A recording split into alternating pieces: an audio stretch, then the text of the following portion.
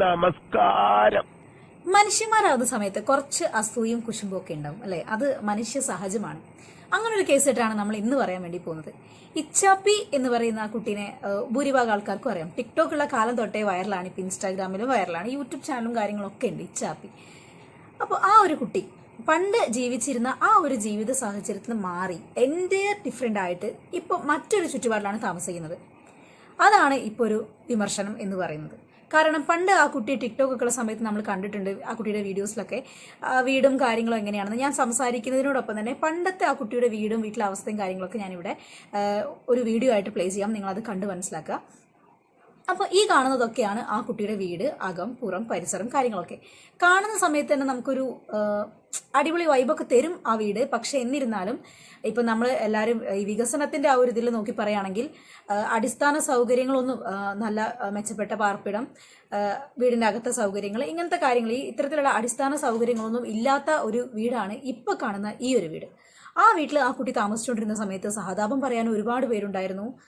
പോരാത്തതിന് കുറ്റപ്പെടുത്താൻ ഒരുപാട് പേരുണ്ടായിരുന്നു. ഞാൻ തന്നെ ടിക്ടോക്ക് ഉള്ള കാലം തൊട്ട് ആ കുട്ടിയുടെ വീഡിയോസ് കാണുന്ന സമയത്ത് അതിൻ്റെ താഴെ ഒരുപാട് പേര് കോളനി അങ്ങനെ ഇങ്ങനെ എന്നൊക്കെ പറഞ്ഞ് കമൻ്റ് ഇട്ട് ഞാൻ തന്നെ കണ്ടിട്ടുണ്ട്. അതിനുശേഷം ഇപ്പം ആ കുട്ടി ലൈഫ് സ്റ്റൈലൊക്കെ ഒന്ന് മാറ്റി പിടിച്ചു. സ്വന്തമായി അധ്വാനിച്ചുണ്ടാക്കിയ പൈസയും കൊണ്ട് ഒരു വീട്, പുതിയൊരു വീട് നല്ല അടിപൊളി സെറ്റപ്പിൽ ഉണ്ടാക്കിയിട്ടുണ്ട്. ഇപ്പം ആ ഒരു വീട് കണ്ടിട്ടാണ് ആളുകൾക്ക് കണ്ണുകടി. വേറൊന്നുമല്ല, ഇപ്പം അവർ പറയുന്നത് എന്താണെന്ന് വെച്ചാൽ ദാരിദ്ര്യം കാണിച്ച് ദാരിദ്ര്യം പറഞ്ഞ് പൈസ ഉണ്ടാക്കി വെച്ച വീടല്ലേ, ദാരിദ്ര്യം മുതലെടുത്ത് പൈസ ഉണ്ടാക്കി വെച്ച വീടല്ലേ എന്നാണ് ഇപ്പം ആ കുട്ടിക്ക് നേരെ വരുന്ന വിമർശനങ്ങളും കാര്യങ്ങളൊക്കെ. മാന്യമല്ലാത്ത ഒരു രീതിയിലും ആ കുട്ടി സമ്പാദിച്ചിട്ടില്ല ഇന്നേ വരെ, ഞാൻ മനസ്സിലാക്കി എടുത്തോളം.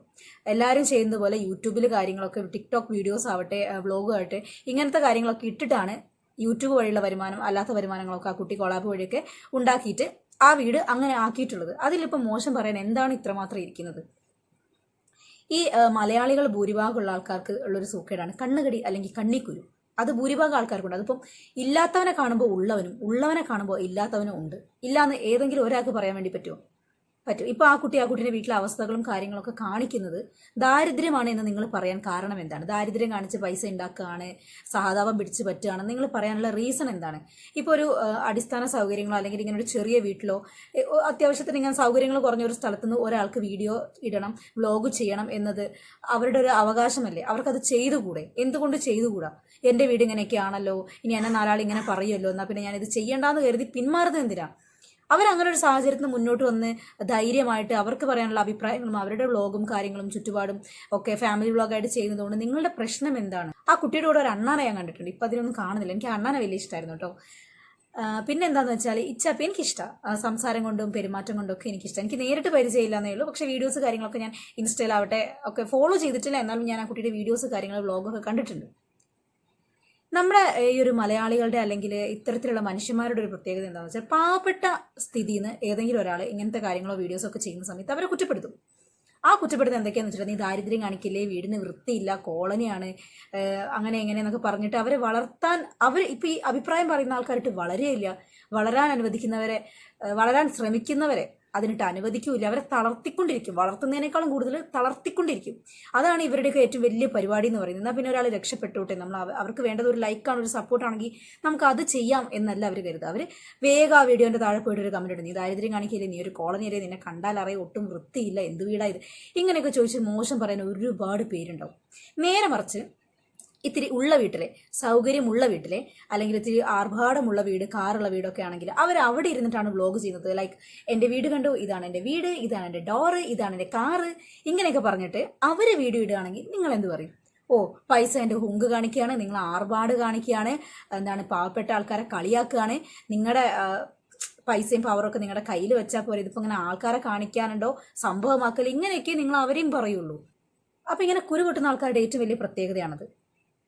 ഉള്ളവനെ കണ്ടാലും ഇല്ലാത്തവനെ കണ്ടാലും അതിൻ്റെ വിപരീതമല്ലാതെ ചിന്തിക്കാനോ പറയാനോ പ്രവർത്തിക്കാനോ പറ്റില്ല.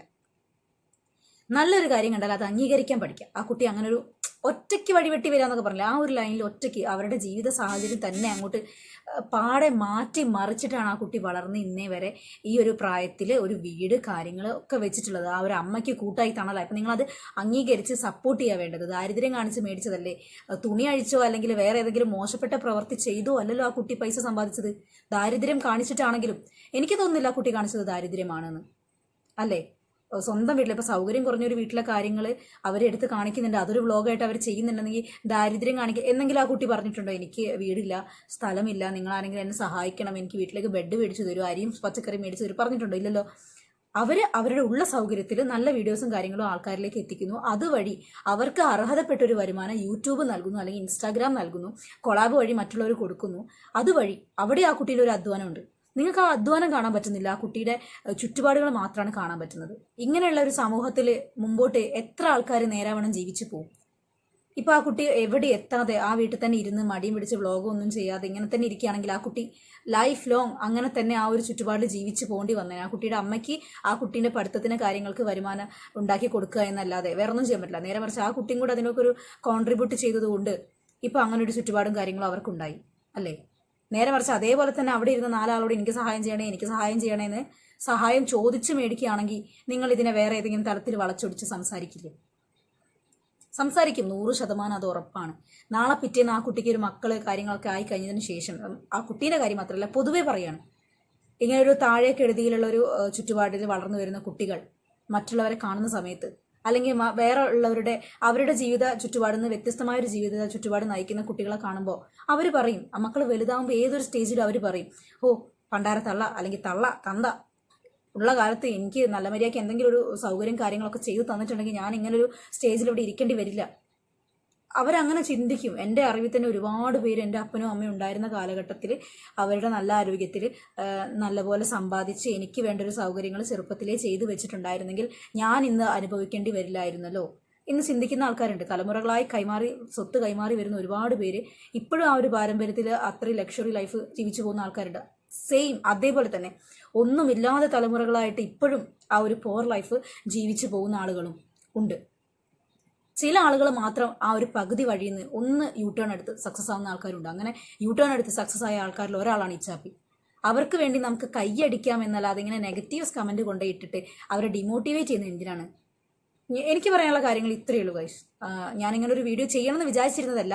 ഞാൻ ഇന്നലെ ഞാൻ ഇൻസ്റ്റാഗ്രാമിൽ അങ്ങനെ കണ്ടപ്പോൾ 2-3 കമൻറ്റ് ഫസ്റ്റ് ഞാൻ ആ കുട്ടി വീഡിയോ ഇട്ട സമയത്ത് ഞാൻ കണ്ടിട്ടുണ്ടായിരുന്നു. 2-3 കമൻറ്റ് ദാരിദ്ര്യം കാണിച്ചിട്ടല്ലേ എന്നുള്ളതൊക്കെ. അപ്പോൾ ഞാൻ ഈ വീഡിയോ ചെയ്യുന്ന സമയത്ത് ഇതിനകത്ത് ആ കമൻറ്റ് ഉൾപ്പെടുത്താൻ വേണ്ടി ഞാൻ ഇൻസ്റ്റാഗ്രാമിൽ പോയിരുന്നു കുറേ നേരം. അപ്പോഴേക്കും 8 മില്യൺ വ്യൂ എങ്ങാനും കയറി. അതിൽ തന്നെ ഒരുപാട് കമൻറ്റ് വന്നു. ഞാൻ ആ കമൻറ്റ് സ്ക്രീൻഷോട്ട് എടുത്ത് വെക്കാത്തത് കൊണ്ട് ഞാനിന്ന് കുറേ തപ്പിയെങ്കിലും എനിക്ക് ആ കമൻറ്റ് കാണാൻ പറ്റിയില്ല. ഒരുപാട് പേര് കമൻറ്റ് ഇട്ടുകൊണ്ട് എനിക്ക് ആ കമൻറ്റ് കണ്ടുപിടിക്കാൻ പറ്റിയില്ല. അതാണ് സത്യം.